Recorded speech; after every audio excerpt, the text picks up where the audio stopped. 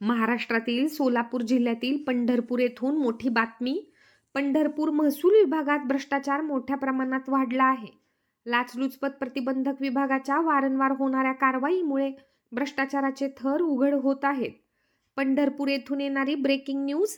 लाचलुचपत प्रतिबंधक विभागाने महसूल विभागातील भ्रष्टाचारावर सातत्याने कारवाई सुरू ठेवल्याने प्रशासनाच्या कारभारावर गंभीर प्रश्न उपस्थित झाले आहेत.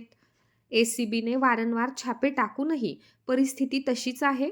परिणामी जनतेमध्ये भ्रष्टाचार आणि मनमानी कारभाराविरुद्ध संताप वाढत आहे. पंढरपूर महसूल कार्यालय, जिथे 7/12, फेरफार, वारसा हक्क नोंदणी, उत्पन्नाचे दाखले, गरिबांसाठी मोफत धान्य, रेशन कार्ड यांसारखी जमीन संबंधित कामे होतात, त्यांना वारंवार कागदपत्रे आणि नोंदणीची आवश्यकता असते.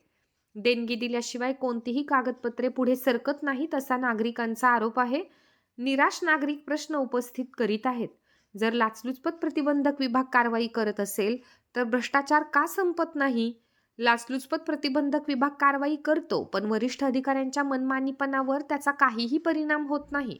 सरकारला भ्रष्टाचारमुक्त प्रशासन हवे आहे.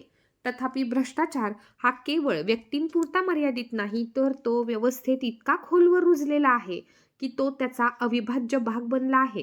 जर एकाच विभागात वारंवार सीबीआय कारवाई होत असेल तर तो चिंतेचा विषय आहे. प्रश्न फक्त लाच घेणाऱ्या कर्मचाऱ्यांचा किंवा अधिकाऱ्यांचा नाही, तर तो पर्यवेक्षी यंत्रणेचा, वरिष्ठ अधिकाऱ्यांची जबाबदारी आणि सरकारच्या कठोर कारवाईचा आहे. केवळ खालच्या दर्जाच्या कर्मचाऱ्यांना पकडून लाचखोरी थांबेल का? वरिष्ठ अधिकाऱ्यांची जबाबदारी चौकशी होणार नाही का? हे केवळ दिखावा असेल का, की यासाठी वरिष्ठ अधिकाऱ्यांनाही जबाबदार धरले जाईल का?